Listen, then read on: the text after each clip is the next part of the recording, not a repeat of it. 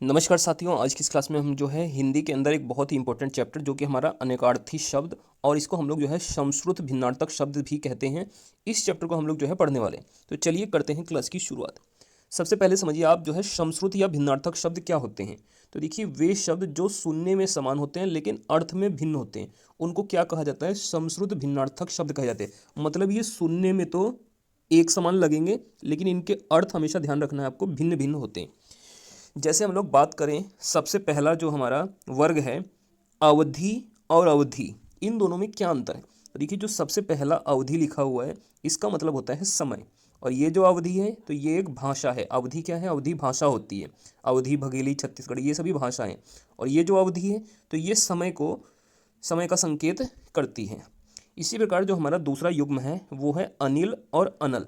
तो देखिए अनिल और अनल में क्या अंतर है। जो अनिल होता है इसका अर्थ तो हवा होता है, और जो ये अनल है इसका मतलब होता है आग। ये एक प्रकार से आग का पर्यायवाची है अनल, और अनिल किसका पर्यायवाची होता है, तो ये हवे का पर्यायवाची होता है। तो इस प्रकार से भी आपको याद कर सकते हैं। इस चैप्टर को पढ़ने का यही एक मेन जो फायदा लगता है एग्जाम के लिए, कि इससे आपको जो है पर्यायवाची भी याद हो जाते हैं। देखिए इसी प्रकार अगर हमारा तीसरा युग्म देखें अभय और उभय। तो देखिए अभय और उभय में क्या अंतर है। अभय का मतलब होता है जो निडर हो, जिसमें बिल्कुल भी डर ना हो, और उभय का मतलब होता है दोनों, उभयनिष्ठ। जैसे हम लोग उभयनिष्ठ बोलते हैं तो उभयनिष्ठ का मतलब होता है कॉमन नंबर, दोनों दोनों में जो उपस्थित हो। तो अभय का मतलब निडर, उभय का मतलब दोनों। इसी प्रकार अगर हम बात करें अवलंब और अविलंब, तो देखिए अवलंब का मतलब होता है एक तरह से सहारा देना या सपोर्ट, और जो अविलंब होता है कि आप अविलंब का यहाँ पर चले जाइए तो मतलब शीघ्र, बिना देरी के। तो ये अविलंब का अर्थ होता है। तो अविलंब मतलब सहारा, अविलंब मतलब देर।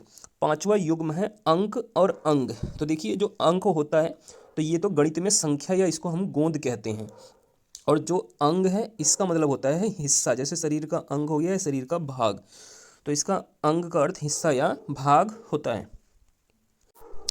इसी प्रकार अगर हम बात करें उपकार और अपकार की, तो देखिए उपकार का मतलब तो होता है भलाई, और अपकार का मतलब होता है बुराई। और ये दोनों एक शब्द एक दूसरे के विलोम भी होते हैं। उपकार का विलोम अपकार हो जाता है, भलाई का विलोम जो है बुराई हो जाता है। तो इस तरीके से आप इसको याद रख सकते हैं।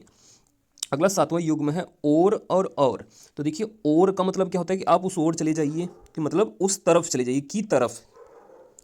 और जो ये नीचे शब्द लिखा है और, इसका मतलब होता है तथा, कि मुझको चाय और कॉफ़ी, मतलब चाय तथा कॉफ़ी दीजिए। तो और का मतलब होता है की तरफ, और का मतलब होता है तथा। अगला जो हमारा युग्म है ये है नीर और नीड़। तो देखिए जो नीर है, नीर तो आपने सुना होगा, जल को कहा जाता है। जैसे आपने कभी जैसे ट्रेन वगैरह में जब पानी की बोतल खरीदी हो तो उस पर लिखा होता है रेल नीर। क्या लिखा होता है, रेल नीर। मतलब ये जल के लिए नीर शब्द का प्रयोग किया जाता है। और जो नीड़ शब्द है ये होता है घोंसला। नीड़ शब्द का अर्थ होता है घोंसला। अगला युग्म है हमारा शूर और सूर। तो देखिए शूर का अर्थ होता है वीर। सूर जैसे सूरवीर, सूरवीर शब्द भी होता है। और ये जो सूर है ये होता है सूरदास। सूरदास कैसे थे, अंधे। तो ये सूर जो है शब्द अंधे की तरफ इशारा करता है।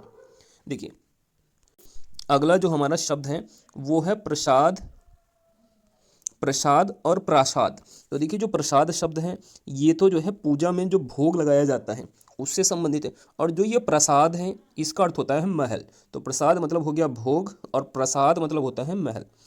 इसी प्रकार बात करें परिणाम और परिमाण की, तो देखिए परिणाम तो मतलब होता है फल, मतलब जो परीक्षा के बाद परिणाम आता है उसको हम फल बोलते हैं। और परिमाण क्या होता है, मात्रा, कि जैसे किसी वस्तु की मात्रा कितनी है या उसका परिमाण कितना है। तो इसको आप ऐसे याद कर सकते हैं। अगला हमारा जो जोड़ा है वो है चालक और चालाक। तो देखिए चालक क्या होता है, जो वाहन को चलाने वाला होता है, और चालाक होता है चतुर। नेक्स्ट अगला युग्म है, ये भी इंपॉर्टेंट युग्म है, कुल और कुल। तो देखिए कुल का अर्थ तो हो जाता है वंश, मतलब आप किस कुल से हैं, तो मतलब किस वंश से हैं। और कुल मतलब हो जाता है किनारा। इस कुल का मतलब क्या होता है, जिसपे बड़े ऊ की मात्रा लगी होती है, तो ये किनारा इसका मतलब होता है। अगला हमारा जो युग्म है अली और अली। तो देखिए जिसपे बड़ी ई की मात्रा लगी है अली, इसका अर्थ तो होता है सहेली। और जिसपे छोटे ई की मात्रा लगी है ल पे, तो अली शब्द का अर्थ होता है भौरा। भौरे का पर्यायवाची भी अली होता है, और सहेली को जो है अली कहा जाता है। अगला जो हमारा युग्म है वो है कर्म और क्रम। कर्म का मतलब क्या होता है कि आपके कर्म कैसे हैं, आपके काम कैसे हैं, तो इसका अर्थ हो गया काम। और क्रम मतलब ये किस क्रम से हैं, तो सिलसिला। सीक्वेंस जो होता है वो होता है क्रम। अगला युग्म है अपना चिर और चीर। तो देखिए जो चिर शब्द है वो पुराने की ओर इशारा करता है, पुराना, और जो चीर है वो वस्त्र है। जैसे द्रौपदी के चीर हरण हुए थे, तो ये चीर का मतलब होता है वस्त्र। अगला हमारा युग्म है दिन और दीन। तो देखिए दिन का अर्थ तो दिवस होता है, जैसे सोमवार, मंगलवार, बुधवार, ये दिन होते हैं, दिवस। और जो दीन होता है तो दीन कहा जाता है गरीब को, दीन बंधु, मतलब दीन जो बहुत ही ज़्यादा दयनीय हो, गरीब हो, असहाय हो। अगला जो हमारा युग्म है धनु और धीनु। तो देखिए धनु शब्द का अर्थ तो धनुष्य होता है, और जो धीनु शब्द है तो धीनु शब्द का अर्थ होता है गाय। इस चीज़ को भी आपको याद रखना है। तो दोस्तों ये आज की हमारी जो है हिंदी की एक इम्पोर्टेंट क्लास थी।